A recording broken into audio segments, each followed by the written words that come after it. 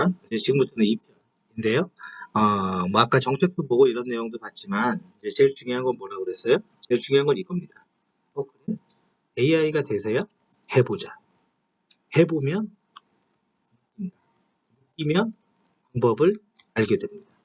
컴퓨터를 모르고 프로그래밍을 못하고 수학적인 지식이 없어도 AI는 할 수 있습니다. 물론 최고 중에 최고가 되는 건 다르겠지만 우리는 최고 중에 최고를 원하는 게 아니라 그냥 잘하는 정도, 이 정도로 목표를 잡아야 됩니다. 왜? 대부분이 이 정도에서 되는 거지 최고 중에 최고는 거의 없습니다. 네, 그리고 그 자리에는 유지하기도 어렵고요.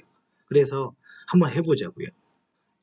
왼쪽에 코드를 하나 넣는데요. 이거 프로그램을 알던 모르던 그렇게 신경 안 써도 됩니다. 그냥 같이 읽어보면 돼요.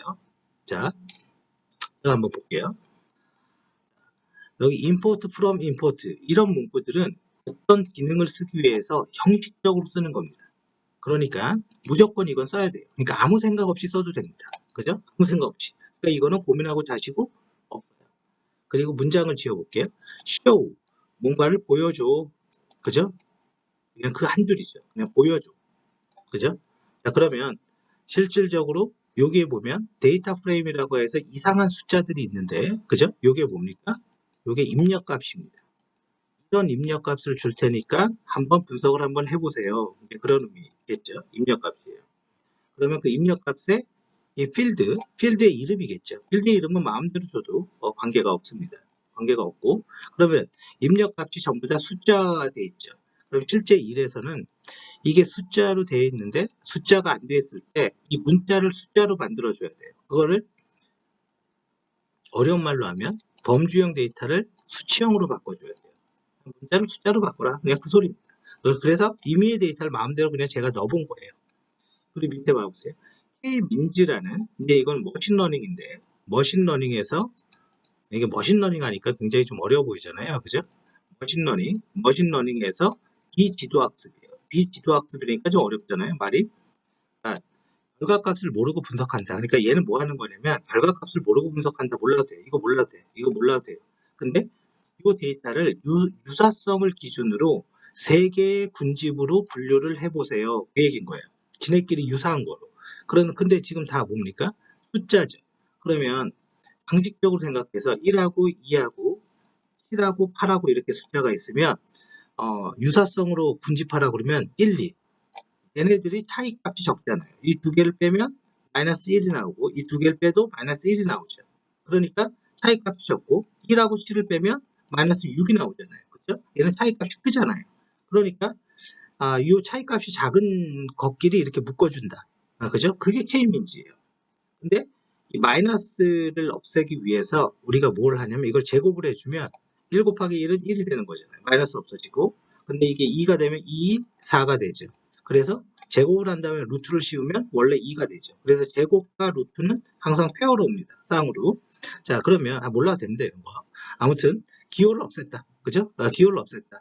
자, 그래서 지네끼리 이렇게 묶었다 이거죠. 근데 세 개로 묶으라고 했잖아요. 세 개로. 그럼 요 입력값에 따라서 이게 두 개로 묶이건 세 개로 묶이건 나온다 이거죠. 그래서 지금까지 정리해 보면 입력값 세 개로 묶어라, 유사한 것끼리 묶어라, 그리고 세팅해라. 이 세팅이라는 건 뭐냐? 이 값을 적용해라. 그러니까 요 문장 두 개가 항상 쌍으로 와야 된다는 거예요. 쌍으로. 자, 그리고 나서 프리딕트 예측을 해봐라. 그죠? 예측을 한번 해봐라. 그죠? 그냥 요것도 같이 페어로 오는 거예요. 페어로. 그리고 나서 뭔가를 하나 이렇게 찍죠. 그죠? 요 예측값을 찍습니다. 자, 그리고 한번 볼게요. 예측한 결과, 모델을 예측한 결과를 y 프리딕트에 넣고 y 프리딕트를 df의 클러스터라는 값에 넣어라. 그럼 이거는 뭡니까? 결론은 그냥 요 세 줄은 큰 의미가 없어요. 그냥 넣어라예요. 넣어라. 그냥 넣어라. 그러니까 넣어라가 다예요. 그냥 넣어라. 그러면 이제 여기까지 프린트까지. 결론은 지금 머신러닝에 필요한 게 요거 한 줄, 두 줄, 요 세 줄이죠. 세 줄입니다. 사실. 자, 그러면 넣었대요. 그럼 넣어서 여기에 화면에 보일 때 요 클러스터라는 요 필드가 이렇게 보이는 거예요. 그러면 우리가 이제 요걸 좀 내려서 보죠. 이거는 프로그래밍 랭귀지를 알든 모르든 뭐 컴퓨터를 알든 모르든 수학적 지식이 없든 말든 뭐 이 정도는 누구나 그냥 제가 얘기를 해주면 알 수가 있는 거죠. 자, 그러면 한번 결과를 볼게요. 그래서 여기 화면에 찍었어요. 여기 찍은 결과가 여기에 나온 거죠. 여기서부터 여기까지. 그래서 여기 리스크 X, Y, Z로 나온 건 여기 이름을 이렇게 줬으니까 여기 이름이 클러스터로 나온 건 여기에다가 클러스터라고 줬으니까 이름이 이렇게 나온 거고, 결론은 군집을 제가 3개로 나눈다고 그랬으니까 이렇게 0으로 한 덩어리, 그죠? 그래서 얘네들은 이렇게 한 덩어리입니다. 이렇게 말하고 있는 거고, 요 한 줄은 요 한 덩어리, 요거는 요 한 덩어리. 그러니까 0번 군집 하나 나오고 1번 군집도 한 개, 그 다음에 2번 군집도 한 개, 이렇게 3가지 군집으로 나눈 거죠. 이걸 가리켜서 K-민즈 알고리즘이라고 해요. 그러면 이게 K-민즈가 아니라 다른 것들은 어렵냐? 안 그렇습니다. 이 기본 틀이 안 바뀌어요. 기본 틀에. 그러면 내가 지금 여기에서는 뭐 유클리디안의 거리, 아까 얘기한 게 유클리디안의 거리입니다. 사실 그런 거를 얘기 안 하고 그냥 우리가 전혀 모르는 사람이 그냥 AI를 한번 보자. 그러면 여기를 제가 2로 바꿔볼게요. 2로. 그래서 실행을 한번 해보겠습니다. 자, 결과가 안 나오죠? 여기 곱하기로 이렇게 돼 있는 거는 돌고 있다. 그러면 이제 뭐가 나왔어요? 0, 0, 0, 1. 군집이 2개로 나눠졌죠. 그러니까 유사성을 기준으로 지네끼리 비슷한 거를 묶은 거구나. 이거는 쉽게 말하면 내가 책장이 있는데 내 책을 이렇게 꽂아둘 때 비슷한 책끼리 꽂아두지, 그죠? 다른 책하고 막 섞어두지 않습니다. 그럼 이 거리가 짧으면 유사하다, 그죠? 이렇게 묶어서 군집 1번의 의미가 뭘까? 2번의 의미가 뭘까? 이걸 설명하겠다 이거죠. 자, 됐습니다. 여기까지 보면 이제 무슨 생각이 듭니까? 이 생각이 들어야 돼요. 생각보다 쉽다. 이게 머신러닝이에요. 그럼 뒤쪽에 신경망은 어렵지 않습니까? 안 어렵습니다. 똑같습니다. 이 패턴에서 안 바뀌어요. 딥러닝도 거의 비슷합니다. 이 패턴하고 안 바뀝니다. 그러면 생각보다 쉽다. 그럼 이게 왜 쉬워졌냐? 사실은 첫 번째 1번입니다. 요거 데이터를 가져왔을 때 원하는 숫자를 제가 그냥 지정해서 넣은 거죠. 이렇게 변환하는 작업이 필요해요. 이게 1이겠죠. 그리고 이 데이터는 대용량의 데이터, 그리고 표준도 안 지키고 지멋대로 만들어진 데이터를 이런 형태로 바꿔줘야 되는 분석을 위해서 필요하고, 두 번째, 어떤 결과가 나왔다고 치자고요. 이 결과가 도대체 무슨 뜻이지? 이걸 해석을 해야 되잖아요. 업무를 모르면 절대로 해석할 수 없습니다. 결론적으로 AI의 기술적인 능력과 수학적인 지식이 업무를 가르쳐 주는 건 아니에요. 그러니까 업무가 있어야 돼. 세 번째, 이 결과가 아주 유의하다, 아주 훌륭하다 라고 가정을 해보자고요. 그러면 이거 비즈니스에 적용해야 되겠죠. 이거 적용하면 돈 번다고 가정해보자고요. 그럼 뭐가 됩니까? 프로그램으로 만들어야죠. 자동화죠.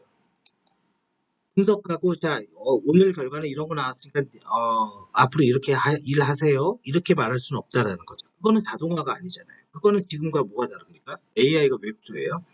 결론적으로 이 결과를 입력으로 받아서, 어떤 놈이 입력을 받아서 기업에서 쓰는, 그냥 홈피라고 할게요. 홈페이지에 이 비즈니스를 할 수 있게 적용하는 능력이 필요하다 이거예요. 이제 좀 정리를 해보면 이 변환하는 거, 이거 누가 변환할 거냐 이거죠. 우리는 이렇게 샘플 데이터 이렇게 작은 거 갖고 하지 않습니다. 이거는 대용량의 데이터를 써야 돼요, 우리는. 그러면 조회만 해도 버벅거려요. PC에서는 못합니다, 부하가 걸려서. 자, 그러면 이런 부분을 과연 이런 식으로 할 거냐. 결과적으로 이것도 뭐가 필요하냐면요, 이 변환도 개발에는 항상 SQL이라는 게 따라오죠. 그죠? 개발과 SQL이 필요해요. 이것도 개발이 필요하고. 그래서 저의 주관은 뭐냐?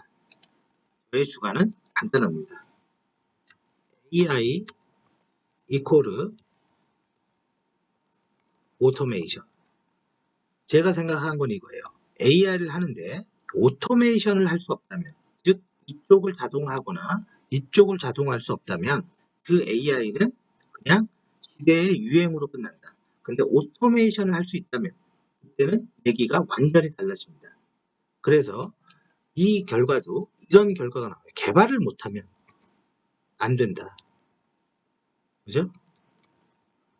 그러면 아까 문과 학생들이 지금 AI 쪽으로 가겠다 이거죠. 이런 식으로. 이런 코드는 쉽잖아요. 사실은 공부하기가.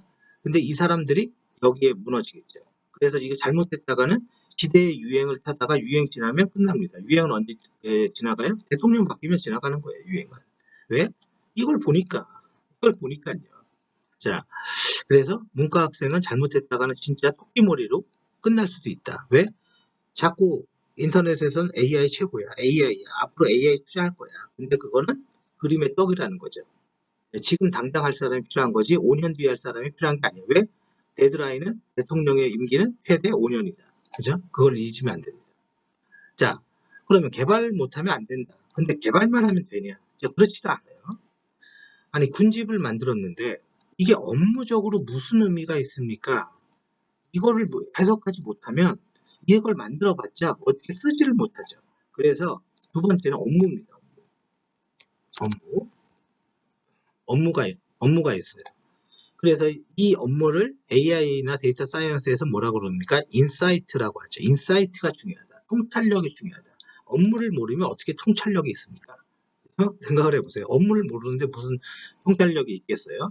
그러면 이 군집을 갖다가 이거는 어떤 그 투자 성향 정보고 이거는 매매에 관련된 군집이다 라고 이렇게 봤을 때 실제 어떤 업무를 해본 사람이 이걸 딱 보니까 이 0번의 군집은 아마 부자들이 어떤 투기성 부동산일 거고 1번의 군집은 아마 실거주자일 거야. 그러니까 그 사람의 머릿속의 경험인 거죠. 그 경험을 가지고 이 군집을 해석해버린 거죠. 요 능력이 필요하다고. 요 능력. 요게 그래서 살아가는 길은 제가 볼 땐 두 가지밖에 없어요. 이거에는. 첫 번째 1번 개발을 제대로 하든가. 두 번째 2번 업무를 아주 잘하든가. 근데 신입사원이 업무를 준비한다는 건 그렇게 쉽지가 않습니다. 그건 쉽지가 않아요. 자, 그래서 이 부분을 해결하지 못하면 잘못했다가는 완전히 꽝된다. 그래서 여러분들은 우리가 할 수 있는 처음부터 해야 되는데 막연하게 뭐 나는 앞으로 AI로 갈 거야. AI 대학원 갈 거야. 잘못해서 토끼머리 됩니다. 물론 이제는 거기에서 뭐 명문대 나오고 카이스트 AI 대학원 나오면 당분간 잘 나가겠죠. 근데 카이스트 나온다고 해서 잘 사는 건 아닙니다. 그냥 좀 잘 나가는 거지. 그리고 업무. 그래서 제가 이제 이런 얘기를 좀 할게요. 이거는 약간 좀 개인적인 얘기인데 저도 이제는 애가 있으니까 저도 우리 아들도 우리 AI는 아니고 데이터 사이언스 대학원을 곧 졸업합니다. 곧 졸업해요. 근데 이 앞에 스펙이 뭐냐? 컴공이에요. 그리고 사실은 원래 고민하고 있는 게 지금 군대 때문에 고민하고 있지만 MBA를 생각하고 있어요. 원래. 근데 아마 군대 때문에 당분간은 못 갈 것 같긴 한데 왜 MBA일까요? 왜? 업무 때문에 그래요. 업무 때문에 그렇습니다. 그래서 이거를 하고 뭔가 실천을 하는 거 이게 필요하다고요. 물론 굳이 이런 것들을 이렇게까지 안 해도 됩니다. 이렇게까지 안 해도 되는데 실제 내가 이렇게 노력할 수 있다. 개발을 하고 뭐 AI를 하고 싶어. 그러면 AI 대학원을 가든 뭘 하든 공부를 하고 뭐 이 공부가 자격증은 도움은 되지만 자격증만으로 모든 걸 해결할 수는 없다. 그거는 말이 안 돼요. 그리고 공부를 해야 되니까 저 같은 경우 저는 IT 기술사죠. 근데 투자 상담사라는 자격증도 있습니다. 그죠? 증권 투자 상담사. 그래서 증권 업무를 다 알아요, 제가. 모든 업무를 다 잘할 수는 없어요. 근데 이 업무 중에 가장 좋은 업무가 뭐냐? 돈이 많은 회사에 업무를 하는 게 제일 중요해요. 그게 어디예요? 금융권이죠, 금융권. 그래서 만약에 그냥 내가 실천을 자격증 위주로 한다면 이런 업무에 대한 것도 기술자가 업무에 대한 것도 신경을 쓰면 확실히 보는 시야가 좀 달라집니다. 그래서 마지막으로 제가 얘기 드리고 싶은 이거예요. AI 이꼬르 오토메이션. 오토메이션 할 수 없으면 나는 전체 가는 유행에서 지금 이제 유행을 시작했는데 이제 나는 공부를 시작하니까 이제 준비가 끝나가요. 근데 이때 끝나갈 때 딱 물어봐. 혹시 AI로 한 거를 개발도 적용이 가능합니까? 개발은 안 되고 저는 분석만 됩니다. 그러면 안 돼요. 어떤 사람은 개발도 되던데 이 사람은 힘 뺀 거죠. 끝납니다. 이거로. 그러면 지금 이때 개발까지 가능한 사람은 요걸 또 가겠죠. 그럼 요쯤 가면 뭐예요? 혹시 금융 업무 해보셨습니까? 그럼 이 개발도 끝나겠죠. 이렇게 가는 거예요. 근데 만약에 이 타이밍에 내가 AI와 개발도 좀 돼. 그럼 바로 일을 하겠죠. 그러면서 뭘 배워요? 자연스럽게 업무를 배우죠. 그러면 개발 업무가 다 끝난 사람이 돼서 여기까지 쭉 가겠죠. 그러면 이 사람은 더 커갑니다. 왜? 어떤 시장도 소멸이라는 건 없습니다. 최소한 남아있어요. 그러면 이 사람은 커져요. 아니면 또 다른 정책이 나왔어. 그러면 갈아타기가 되게 쉬워집니다. 자기의 경험이 있으니까. 그러니까 요 타이밍에 AI는 일로서 시작하는 사람이 좋은 거지 공부를 시작한 사람이 좋은 게 아니에요. 그러면 왜 우리 어떻게 보면 아들은 공부를 시작했는데 지금 일하는 거 아니지 않냐? 맞아요. 맞습니다. 그런데 그건 비교할 게 안 되죠. 나이가 어려요. 아마 이거 듣는 사람 많이 어립니다. 많이 어려요. 정말 많이 어리고요. 아직 군대도 안 갔는데요. 뭐. 그래서 아무튼 이렇고 그러니까 요 사이클을 반드시 알아두셔야 돼요. 안 그러면 정말 토끼머리로 끝납니다. 저는 이제 이런 걸 받고 아무튼 요거는 이제 여기까지 얘기하고요.